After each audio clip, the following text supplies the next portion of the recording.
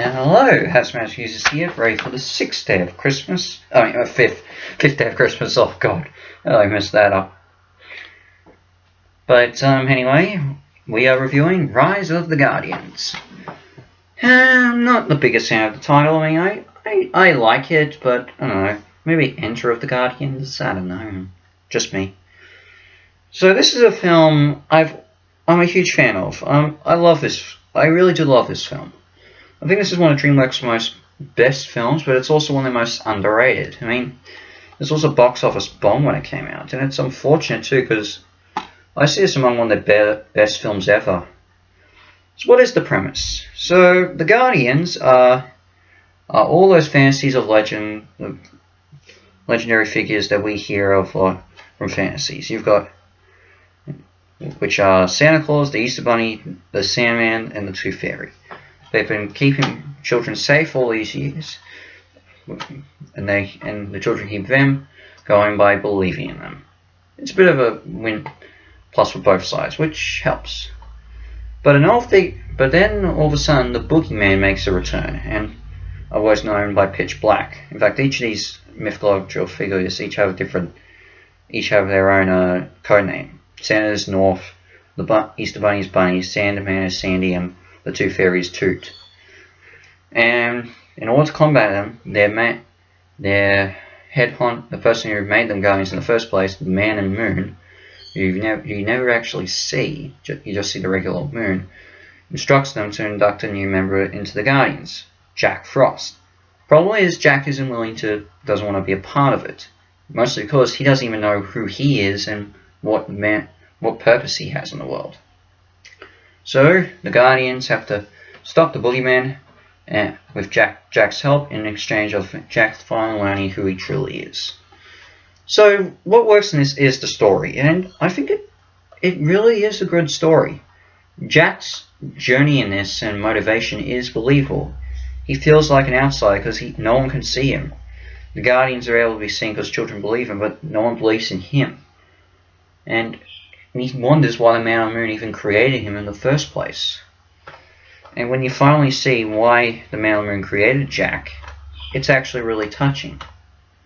The animation is unbelievable. I mean, this is pretty much William Joyce was an executive producer on this, who was a well-known children's author. He wrote the George Shrinks books, to be fair, which is where I first heard of him. Well, first know him from. And he's worked on a lot of animated movies. I mean, and while some are harder to tell, like his work on Toy Story, some like Robots and Epic are clearly inspired by his work, and this is no exception. This looks amazing. Every character has a distinct look, and the backgrounds are amazing. It's like you're living in a children's book about all these fantasy people. And the 3D effects actually were really good for this film. I mean, Dreamworks were a really good studio when it came to having 3D and using 3D in their films. I mean, the How to Train Your Dragon series in particular, Kung Fu Panda series, they're good ones too. So yeah, really good. The voice acting is really good. In particular, the voice of Santa himself, Alec Baldwin. Oh my gosh. You would not believe it's Alec Baldwin until you actually see his name in the credits. Oh my gosh, he is so unrecognizable. Santa is just so... Not only is he fun to watch, but he's so entertaining. He's this Russian warrior. Even by the look of him. I mean, just look at him. That's not what you expect to see from Santa. And Alec's acting. Oh gosh, he's one of the best Santas in movie history, honestly. It's just unbelievable. And I definitely think one of Alec's best performances by far.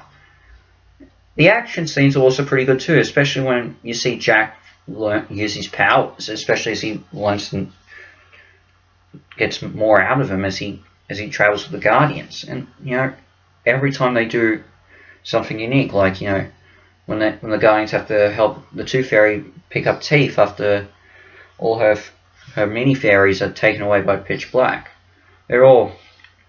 It's a really good scene, especially when they realize they forgot to leave stuff underneath the pillow and what they end up putting under anyway. yeah, it's really fun. I get a lot of kick out of it.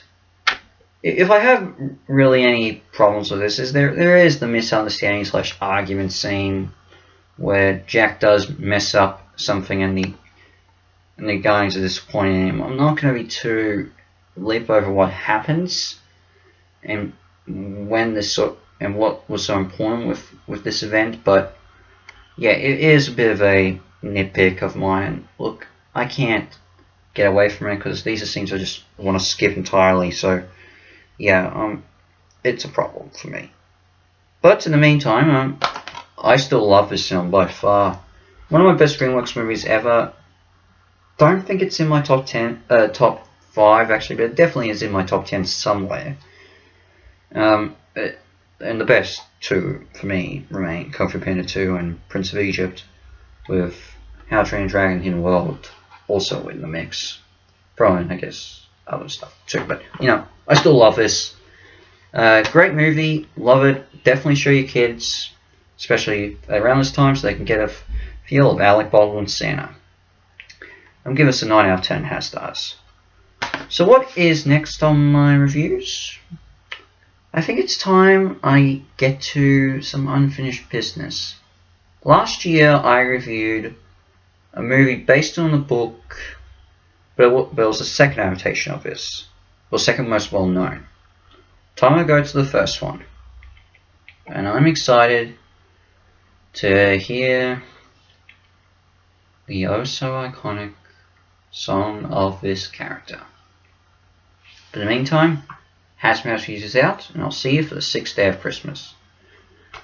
And hopefully I won't mess up the opening and say 7th instead of 6. Ciao.